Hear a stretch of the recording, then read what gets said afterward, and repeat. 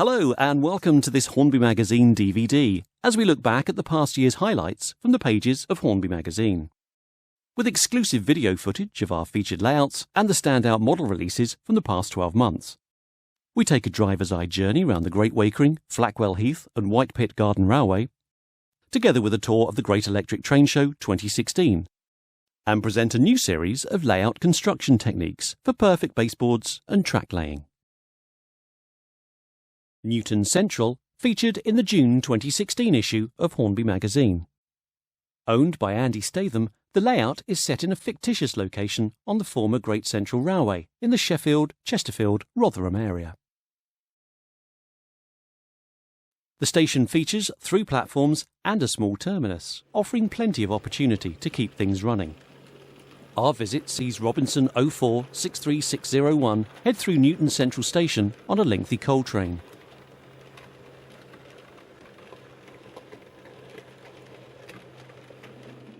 We're up front with the driver as we approach Newton Central Station, passing the signal box and large motive power depot on the way. All the buildings on the layout are constructed from card. Some are modified kits, while many have been scratch-built. As we approach the station terminus, much attention has been paid to the structures and finer elements to get things just right. For example, all the trusses in the overall station roof were designed and produced to exact scale. Such is the detail on this sensational fine-scale 00 gauge layout. Royal Scot 46146 departs Newton Central on a passenger service and heads away past the locomotive depot. Measuring 11 foot by 14 foot, Newton Central is DCC controlled, with a large roster of suitable motive power of GCR, LNER, LMS and BR types.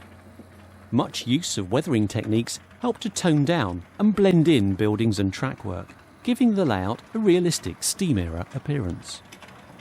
Weathering isn't just restricted to the buildings though. All locomotives have also been sympathetically weathered. Here we're aboard Stanya 8F 48212 with our train cam on a lengthy train of mineral wagons, as we pass 9F 92163 in the opposite direction, before taking the station through roads, while a local stopping service heads past the depot in the opposite direction, headed by suitably weathered D11 62663 Prince Albert.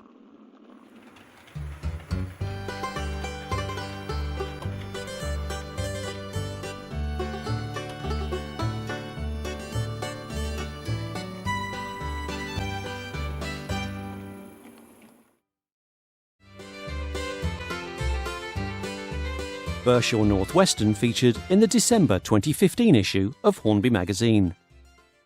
Owned by Dave Forshaw, Bershaw Northwestern is a 12-foot by 4-foot N-gauge exhibition layout reliving the West Coast Main Line of the 1970s, with modern diesel and electric locomotives aplenty, hauling passenger and freight services through the extensive 6-platform station. Analog controlled, here a pair of Class 20s approach with a lengthy block train of cement, as British Rail's prototype high-speed diesel train heads through the station on a test run. The overhead catenary portals are a distinctive feature of Bershaw Northwestern, most of which are N-brass etchings which have been suitably weathered, the remainder being dapple masts. The layout hosts many surprises, such as diesel prototype Kestrel passing on a rake of MGR hoppers, while a Class 87 hauls a rake of BR Mark I sleeper stock in the opposite direction. An agonising decision was whether or not to wire the catenary. In the end, Dave opted not to add wires as they'd be so small and would make things difficult when cleaning and maintaining the track work. Freight plays an important role on the layout too, as witnessed by this trainload of cement press flows passing through hauled by a single Class 86 electric. Next, the old and new order meet, as double-headed Class 24s pass on a traditional mixed goods train, while an electric-hauled Freightliner service heads in the opposite direction. Meanwhile, the Manchester Pullman follows, headed by a Class 86 in original livery. Much of the coaching stock is ready to run with modified sides, like these Mark II Pullmans, which feature Electra Railway Graphics products. Whilst the 70s has been appealing, Dave has his sights set on modelling 1990s West Coast mainline operations next.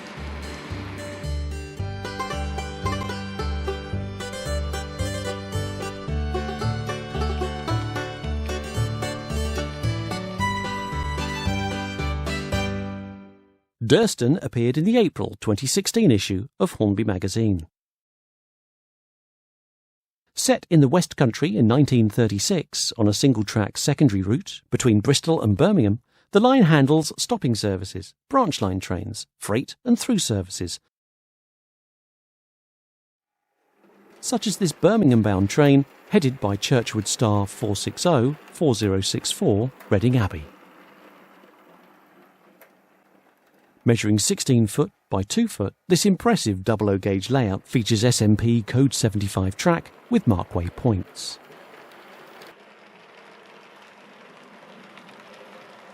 Stock is a mixture of detailed and modified ready-to-run and kit-built locomotives, carriages and wagons. Here, Collet 280 Tank 5224 heads past the goods yard with a freight. As a 14XX 042 tank waits in the bay with 2 horse boxes and an auto tank bound for the branch line.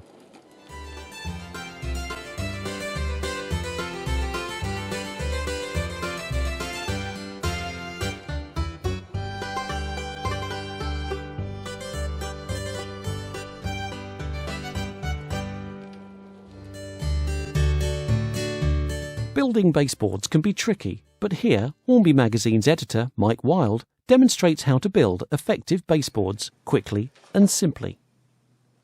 Our baseboard is formed of 9mm plywood, which will form the top surface.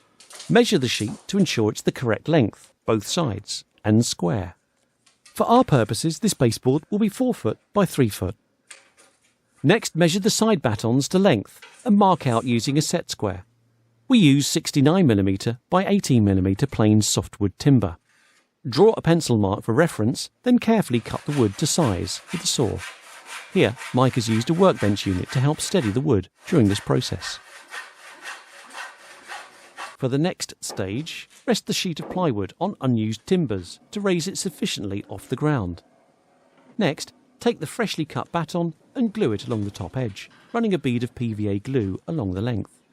Then carefully manoeuvre the batten beneath the plywood sheet, with the glue uppermost so it comes into contact with the underside of the plywood sheet along one side. Gently straighten up and ensure it is seated correctly, and then, using a power screwdriver, screw the plywood to the batten along its length from the top. Insert screws at each end first and then work towards the centre, ensuring all remains square and in line throughout the process. Repeat for the other side and then upturn the board so the plywood is resting on the ground with the battens facing up.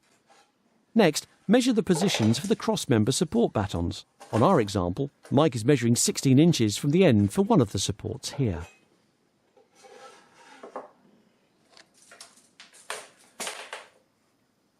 Then measure the distance between the two sides to ensure the cross-member support battens are the correct length throughout.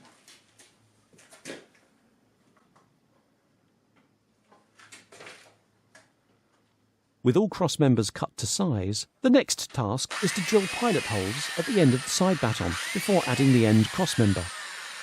Next, run a bead of glue along the lower edge of the cross member and place between the two side battens, bringing the glue into contact with the plywood sheet.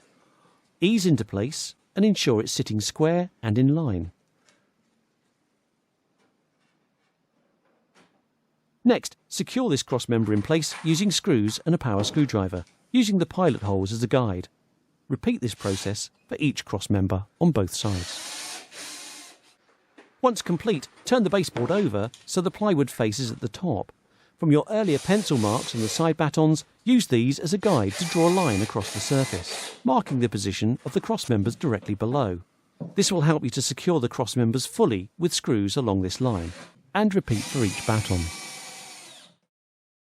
Now with the baseboard complete, the next task is to install DCC Concepts baseboard alignment dowels.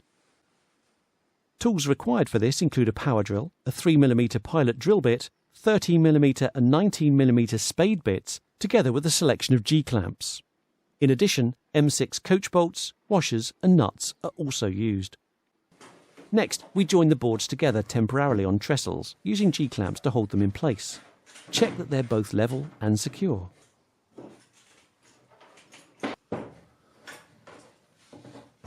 Once you've double-checked the alignment, drill 2 3mm pilot holes, one each side at desired positions through both batons. These holes will house the dowels. Next, drill 2 6.5 or 7mm holes through both batons for the M6 connecting bolts. Then use the number 19 spade drill to chamfer the wood on the outside edge of the baton on one board to the necessary depth of just a few millimetres to allow the female section to sit flush with the edge of the baton. On the other board, drill a hole all the way through from the inside edge using the number 13 spade drill bit and push fit the male section of the alignment dowel in place. With a spare piece of wood and a hammer, gently tap the parts, if required, to enable them to sit flush and square.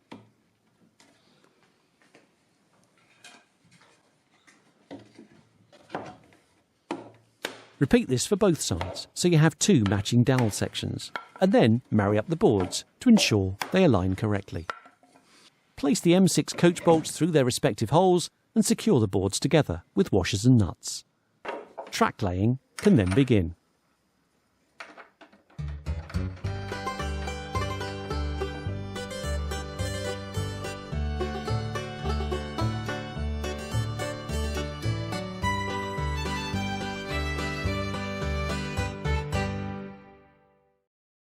Old Elms Road featured in the March 2016 issue of Hornby magazine and was also voted Best in Show by visitors to the Great Electric Train Show 2016. Owned by Bodmin and District Model Railway Club, this stunning 32-foot by 14-foot double-O gauge layout is set close to Reading on a fictitious Western Region secondary main line, linking former Western and Southern Region lines out of London. Here, GWR 3000 class 280-3036 in BR black with early crests, arrives light engine from the locomotive depot into the station, where it pauses and then sets back to collect a goods train. In addition to the many train movements on the layout, moving road vehicles can also be seen running along the back seam, using the Faller road system. Vehicles are heavily modified from Faller products, with replacement bodies. The exhibition fleet comprises a mix of scratch-built, kit-built and ready-to-run items of Great Western and Southern Railway origins, together with a few BR standards too. Local passenger and freight trains are the mainstay of traffic on the line, together with a few interregional and long-distance services passing through. Analogue controlled, the layout's operated with Gagemaster handheld equipment. Track is SMP fine scale code 75 in the visible scenic areas, along with hand-built points using SMP components, while the storage yard utilises Pico code 100 track, which was installed to ensure reliability, given the sheer number of movements on the layout.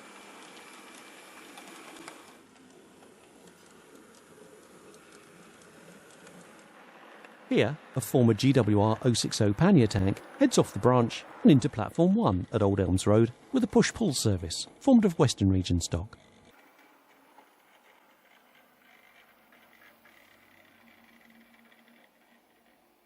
Meanwhile, a Maunsell N-Class 260 arrives in an adjacent platform with a 3-coach set of Southern vehicles. Signalling is a mixture of colour lights on the Southern Region branch line and operating semaphores elsewhere, which are operated through servo control. As the train pulls away, you can see the extent of the locomotive depot, sidings and surrounding area.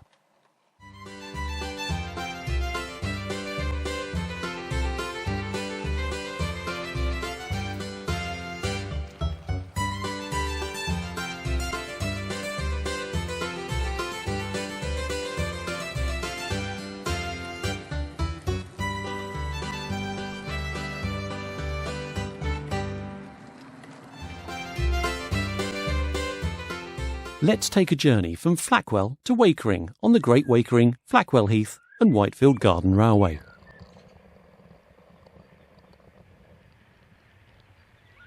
Our suburban train is approaching the short platform at Flackwell Heath as the streamlined West Riding passes through. A short stopping train, headed by a B-17, enters the station from the opposite direction, pausing only briefly to let one passenger off. A Z-Class Northeastern Atlantic is waiting a path in the eastbound loop.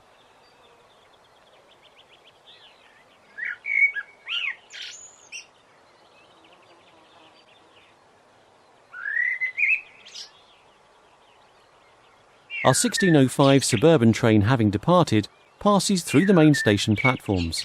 Whilst only completed this year, the track's been laid since 2005. The station platforms are a 3-to-1 mortar mix, supported by Pico plastic platform edges, and the buildings are Bachmann Great Central island platform structures.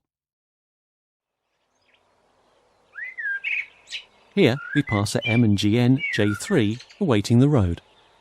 As we pass underneath the bridge to a walled vegetable garden, we see the 4 25-way cables hanging down from the controller to the connecting tagboards hidden under the bridge. These only control Flackwell Station. We join the main line by way of a scissor crossing and head for the first tunnel.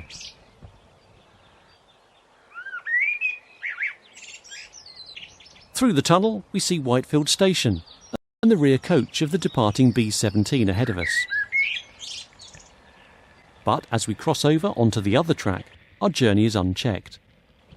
Whitefield Station was completed some 25 years ago, but the village above, road and station forecourt were added some 5 years ago. It's been the introduction of the resin buildings by Bachmann and Hornby that has made these cameos viable. Here we're now travelling along the 4-track stretch of the main line, a parallel part of the 2-track figure of 8. We pass a freight train which had been checked at the signal because of our train crossing in front of it.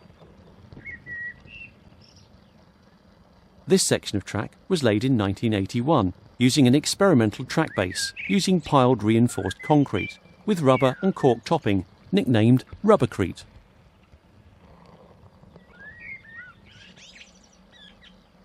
As we approach Windmill Tunnel, we catch up with the B-17 on the other track, emerging from the tunnel as we pass between the rocks, planted with miniature conifer trees. This range of grafted trees have only become available in the last 10 years, and only from one specialist nursery.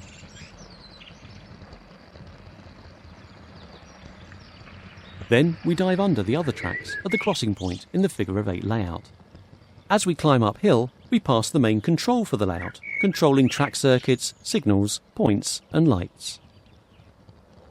The junction box in the first of the 2 tunnels we approach has 8 25-way leads connected from the 3 control boards operating the main line and Great Wakering Harbour. Passing through the tunnels, we can see the remains of the polystyrene former used to cast the concrete. This was scraped out once the concrete had set. When constructing tunnels, ensure they're under 3 foot long and that no rail joints are in the tunnel.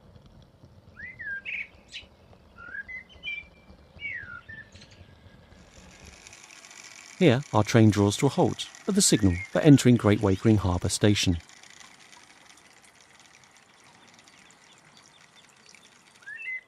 Our signal changes and, as we depart, we pass over the demolished junction and tunnel featured in the July 2014 issue of Hornby magazine. On the track, a large leaf can be seen, which is quickly removed. Our train passes the construction work on the remodelling of the rock face before passing under the garden path, a major concrete structure in its own right. Leaving the main line, we enter the harbour station. This was completed in 1993. On our left, we see the steep line down to the harbour, and on our right, the 2-road goods yard. This area has 4 strategically placed seep uncoupling rails, allowing for shunting and loco changing.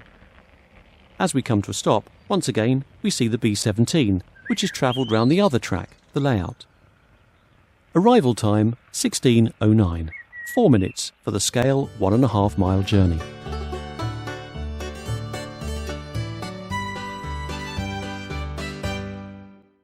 "2016 proved to be a busy and exciting year in terms of new model releases. A quick glance through the Hornby magazine reviews pages reveals the standout new models issued throughout the year. Here we present the main locomotive highlights from the past 12 months, and not just from the main manufacturers, as there were a few newcomers too. Bachmann reissued its outstanding 00 gauge 6-car Blue Pullman set. This time it was presented as a special collector's train pack containing a history of the prototype and a set of 00 gauge Blue Pullman stewards too. Bachmann's 00 gauge IVOT 2MT 262 tank received a new DCC-ready chassis for its latest release. The Mickey Mouse tank featuring Bachmann's new Next 18 DCC decoder socket interface. And it ran incredibly smoothly whilst on test, handling a prototypical rake with ease.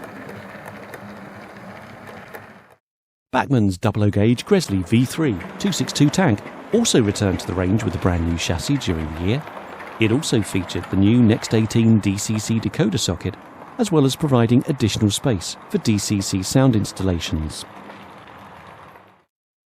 Dapple caught up with its release schedule during the year, with its stunning N-Gauge Schools Class 440, N-Gauge Class 33 Bobo Diesel Electric, and the much-requested LNER A4462 with valances, also for N. For 00, Dapple delighted with its black label LNER A4462. This sensational model features a die-cast metal body and comes with factory-fitted DCC sound, lights and smoke generator. And it ran exceptionally well whilst on test on Hornby magazine's office test layout, Topley Day. Dapple also delivered its 00 gauge Class 73 Electro Diesel in both original JA and later JB variants, with the detailed differences between types included. DJ Models debuted its first general release 00 gauge locomotive this year, a Hunslet Austerity 060 saddle tank, in a variety of standard and limited edition liveries. Our review sample of the BR Black J94 proved a quiet and smooth-running performer on Hornby magazine's office test track. Bachmann's Graham Farish N-Gauge range was bolstered with the addition of the diminutive GWR 64XX 060 pannier tank. Bristling with detail, our review samples ran as well as they appeared. Another arrival from Bachmann was its delightful N-Gauge BR Standard 4MT 264 tank with a high level of detail and superb decoration. Moving up the scales, Heljan delivered some outstanding O-gauge diesel locomotives during the year, including its new Type 4 warship diesel hydraulic, which captured the distinctive curves and look of the prototype. The manufacturer's O-gauge Class 25 also delighted, with its twin-motor chassis, brass flywheels, illuminated headcodes and rotating roof fans. Another impressive release was Heljan's O-gauge brush prototype, Falcon. Its slab-like appearance, imposing proportions, 4-kilogram weight, tractive effort and limited edition status proving popular. The Danish manufacturer didn't forget its 00 gauge market either, delivering its first general release steam outline model in the Gresley 02 280, weighing in at an impressive 510 grams, which enabled it to haul lengthy freight trains whilst on test on Hornby magazine's office test layout. We loaded a goods train to 60 wagons, which the model handled with ease. Superb detail, a powerful motor, 21-pin DCC decoder socket and space for a digital sound installation, what's not to like? Another fine example of an Eastern region heavy freight design.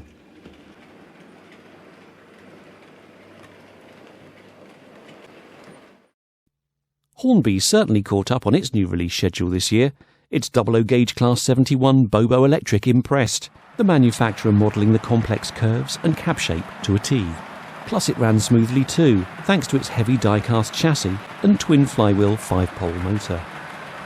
The manufacturer also delivered its 00 gauge LSWR Adams radial tank. Hornby's model of this Victorian prototype featured a 5-pole motor, detailed cab interior, and displayed the finesse of build that we've come to expect from a Hornby release.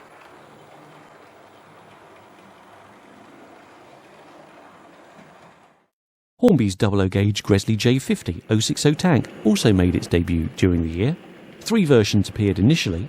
Tooling options for this release were such that detailed differences between models were possible. For example, standard bunkers with filled-in raves, open side raves, and an extended bunker version too.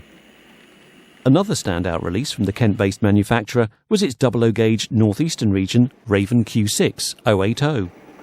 Detailing was excellent, and running characteristics were smooth throughout the speed range. Our review sample hauling 45 wagons without issue on Hornby magazine's office test track.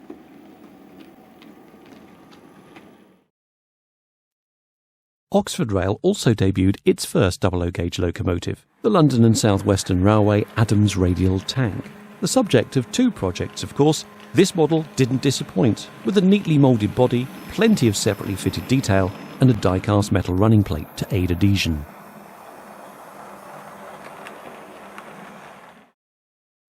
Locomotion Models, based at the National Railway Museum's Shildon outpost, delivered a breathtaking model in the Advanced Passenger Train Experimental.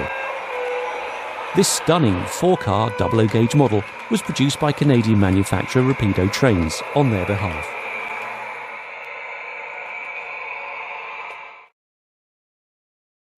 Finally, another new manufacturer entered the market with a model that set a new benchmark for ready-to-run double-O-gauge diesel models. Sutton's Locomotive Workshops unveiled its new Class 24 Bobo diesel. Available DCC ready and DCC sound fitted, our review samples sounded superb, with a bespoke suite of digital sounds, responsive controls, and impressive level of detail.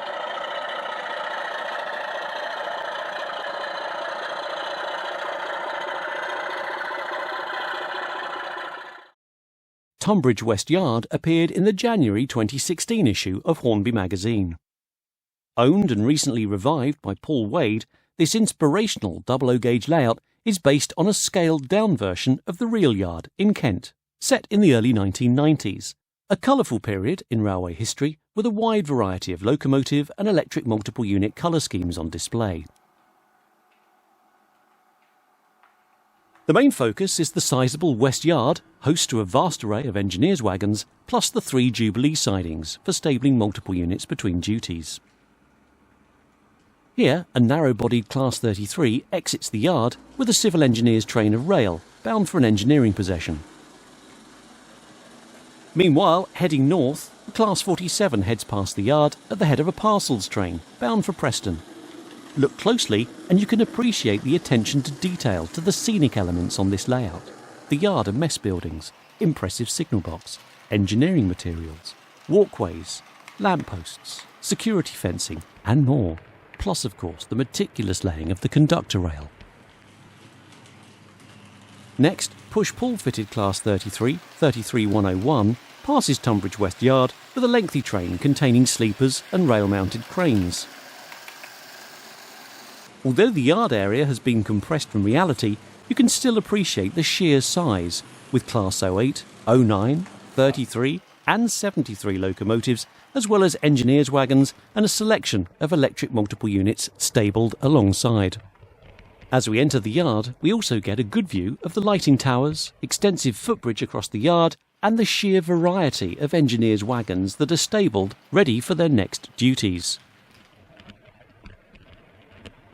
Multiple units are mainly MTK kit-built items. Locomotives are detailed, ready-to-run models.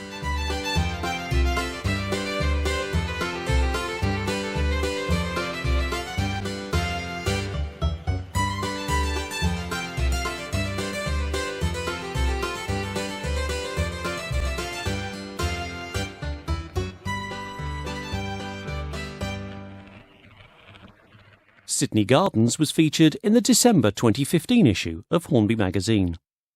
Owned and operated by the Park Keepers, Sydney Gardens has been modelled on the famous stretch of the Great Western Main Line, which runs through the heart of Bath on the approaches to Bath Spa Station. Recreated in meticulous detail, this sensational double-O-gauge layout measures 15 foot by 6 foot, with a double-track main line heading through the scenic section. An incredible amount of time and effort has gone into the detail. Each of the 4 overbridges is a 00 scale replica of its real-life counterpart, as is the distinctive weathered Bath stone retaining wall, which runs across the scenic section. Plus, there's the imposing house which overlooks the line, and a wealth of finer elements, including railings and balustrades, as well as the large gardens and much more. A wide selection of locomotives and rolling stock operate on the layout and replicate those typically seen on the line, which is set in the BR transition period from steam to diesel traction in the early 1960s, with a mix of expresses, local stopping services, and even the occasional diesel railcar.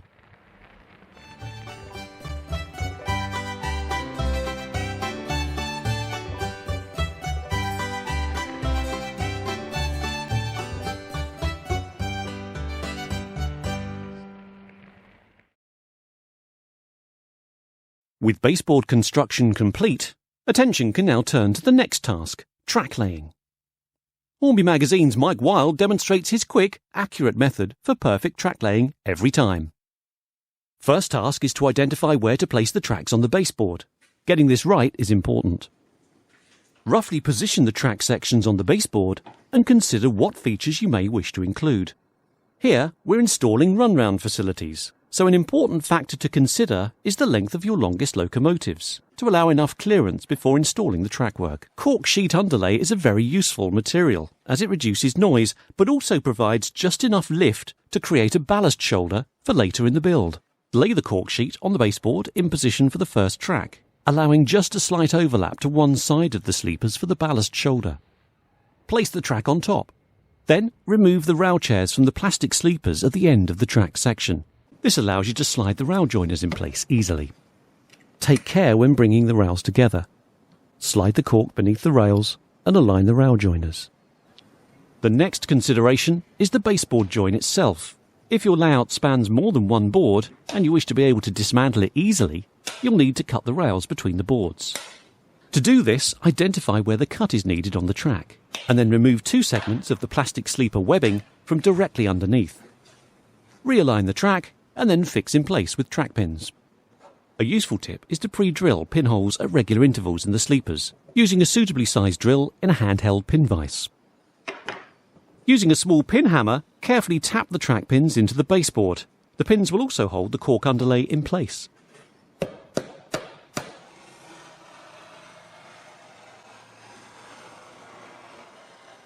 Then cut the cork carefully around the track in a neat straight line, using a sharp retractable blade knife.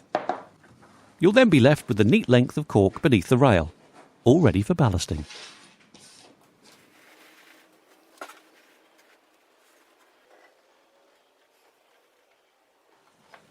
Repeat the process for the next section, butting the edges together to create a tidy join, and a neat job will result, as you can see here, with the adjoining tracks.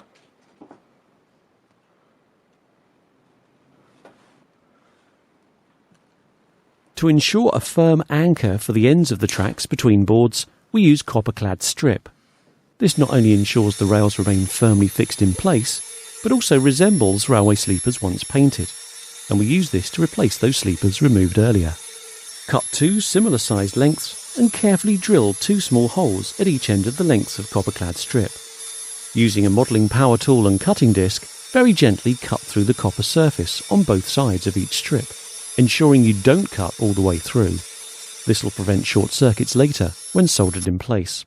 Next, insert each sleeper in place beneath the rails either side of the baseboard join, and secure in place with track pins.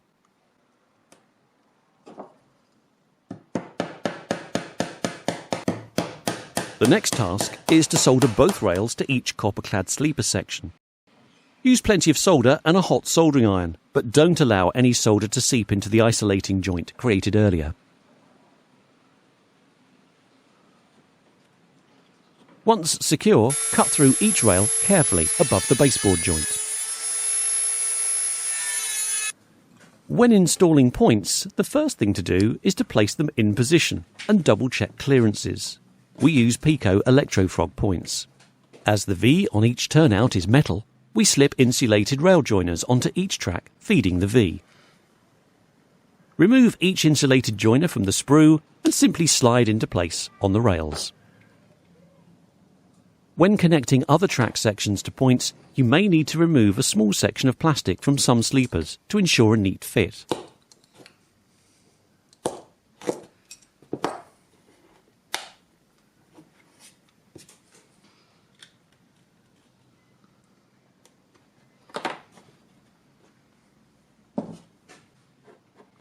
A pair of pliers is also handy for gently easing the rails into the joiners. As you can see here, you may find it easier to construct some track formations in advance. Once fixed in place, attention turns to installing point motors. We use DCC Concepts Cobalt units. First task is to mark out the location for the tie bar movement. Using a pin vise and suitably small drill, carefully mark pilot holes in the cork at each extreme of the point's movement.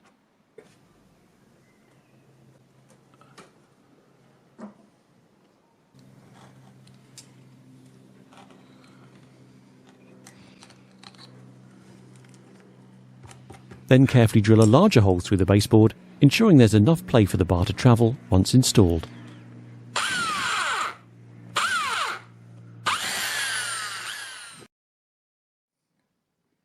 Prepare the point motor for installation. DCC Concepts products require assembly of some parts.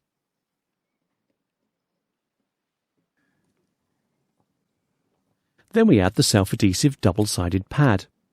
This helps hold the unit in place beneath the baseboard until permanently installed with screws.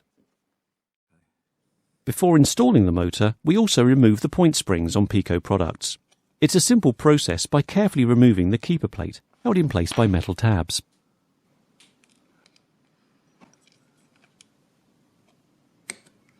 Once replaced, set the point blades midway between their travel, and from below, gently ease the point motor throw bar up through the small hole in the point. Push the point motor into place and secure.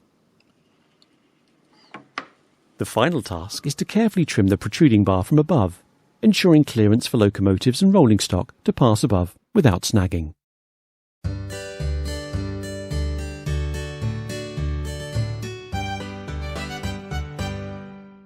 Shortley Bridge and Felton Cement Works appeared in the May 2016 issue of Hornby magazine. Originally conceived as Hornby magazine's Operation Build It project, the layout soon morphed into the 12-foot by 12-foot exhibition layout you see here as the feature build for Hornby magazine's yearbook number 7. The layout consists of 4 distinct areas: Shortley Bridge Station, the Countryside Viaduct section, an industrial cement works, and the Fiddle Yard. Starting with the station area, we look at some typical movements through the station, such as this Thompson L1 heading a rake of 4 suburban passenger coaches.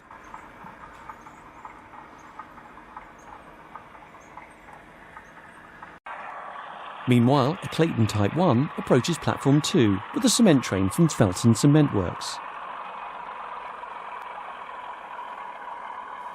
and awaits the arrival of a mixed freight off the single line stretch headed by WD 280 90015.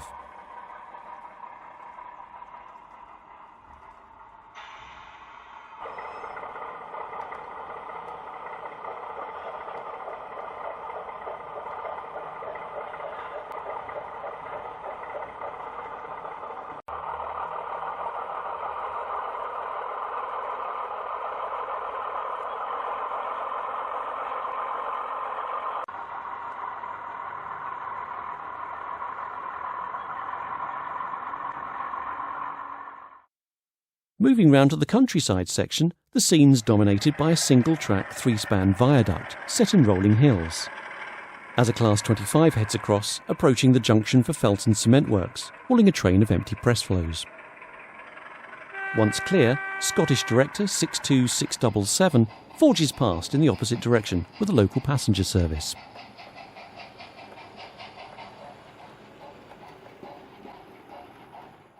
The industrial section is dominated by Felton Cement Works, with its imposing silos and works buildings, together with storage sidings, enabling trains to be marshalled in and out of the complex. Coal and cement provide a large proportion of the line's traffic.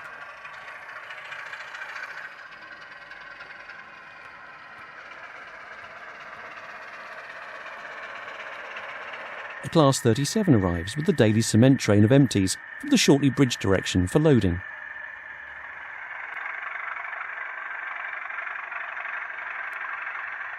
These are then collected by the works Class 08 shunter. The wagons are then gently shunted into the loading area for filling.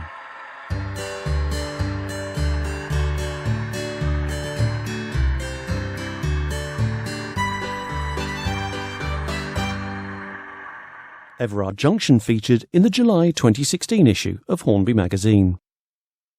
Built by Richard Warren, this stunning 00 gauge layout has a huge online following. Set in the 1980s and 1990s, the layout features a large roster of detailed, repainted and weathered locomotives and rolling stock, suitable to the period. A Class 56 in rail freight livery passes with a rake of polybulk bogie wagons, as a Class 50 hauled passenger service passes in the opposite direction. Meanwhile, a Class 37 heads a long engineer's train through the station.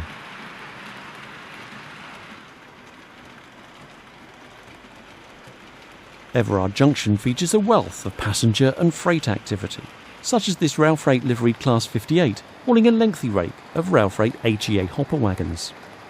Much of the locomotive-hauled passenger rolling stock represents the network's southeast era, with most vehicles repainted in the eye-catching colour scheme to ensure the formations match accordingly. And it's the small details which can make such a big difference. Speed signs, graffiti, fencing, signal gantries and much more, together with sympathetic weathering. The layout features plenty of scenic vistas, together with a large through station and locomotive stabling point, which plays host to a colourful collection of motive power awaiting the next turn of duty. From block freight to engineering and passenger trains, there's always something on the move on Everard Junction.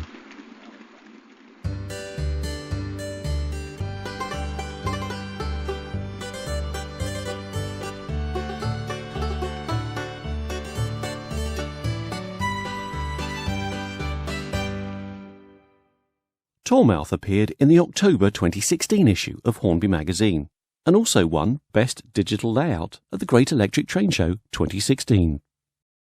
Owned by Paul Churchill, this spectacular N-gauge exhibition layout is set on BR's Western region in the 1970s on the South Devon coast, with a terminus station and through route, plus a host of operational accessories, including a funicular railway. Typical Western region stock is employed, from single-car DMUs to Class 22s, warships and westerns on stopping services and holiday expresses, together with a wide selection of freight operations too, hauled by appropriate motive power, such as this Class 31.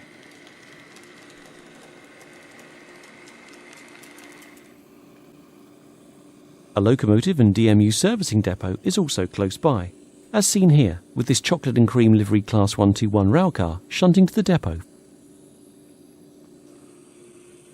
To keep spectators entertained at exhibitions, operating accessories such as this moving road system utilising piano wire and Tomix magnetic bus chassis, together with, in this case, a Green Line coach body shell, ensures something is always on the move on this DCC operated layout.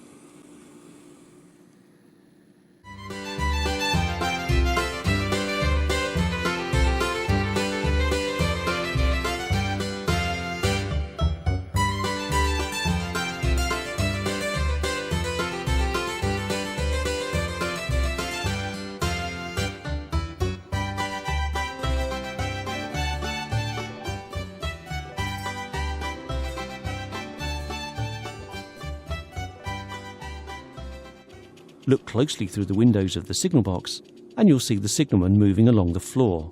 And of course, it's all N-gauge.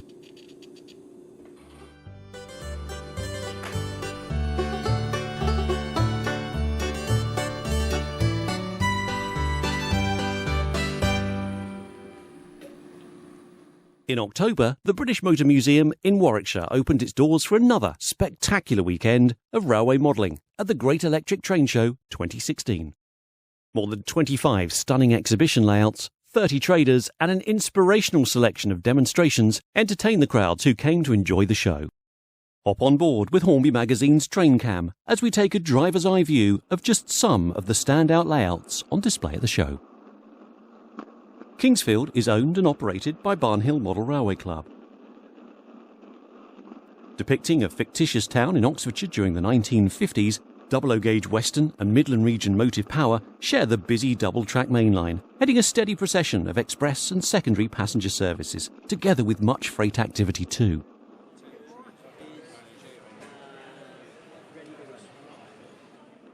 While local industry, including metal fabricators, breweries and timber merchants, keeps the sizable goods yard busy, with lots of shunting activity, which kept spectators on the galleries occupied with a steady stream of traffic flowing past.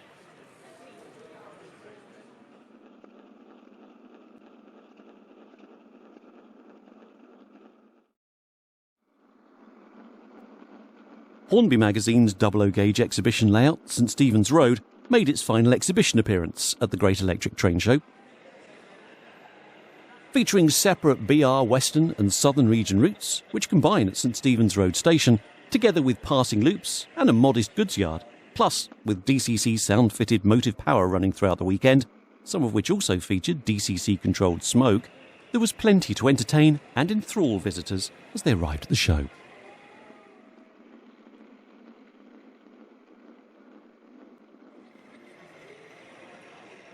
Although it was a bittersweet end to a fantastic weekend as trains negotiated the single-track main line on St Stephen's Road for the final time on Sunday afternoon.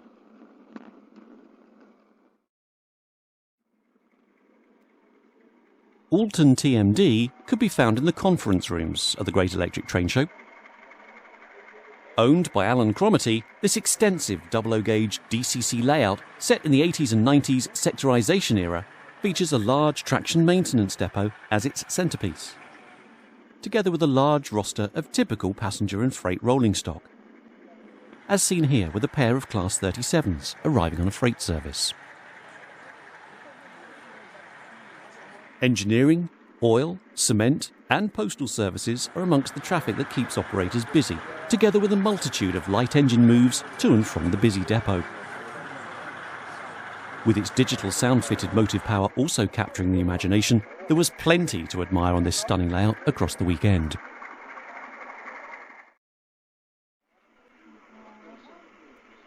Finally, we visit Helston and Falmouth Model Railway Club's Gweek North Quay.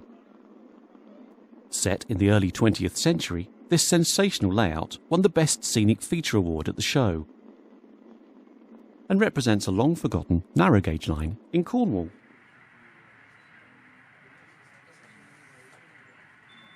While stone, timber, sand and lime traffic kept the line busy, there was plenty of passenger traffic too, a deserved winner of its award over the weekend. Other award winners at this year's show included Bodmin and District Model Railway Club's Old Elms Road, which received the Visitor's Choice Award, while Paul Churchill's N-gauge layout, Tormouth, was awarded Best Digital Layout. The sinuous line winds in and out of the highly detailed townscape, with an incredible array of buildings, bridges, gardens, flora and fauna, together with highly detailed motive power, passenger and freight stock. And that brings this issue of the Hornby magazine DVD to a close. We hope you've enjoyed this edition, and a reminder that the Great Electric Train Show returns to the British Motor Museum in Gaydon on October 7th and 8th, 2017. Keep an eye out for more details in a forthcoming issue of Hornby magazine. We look forward to seeing you there.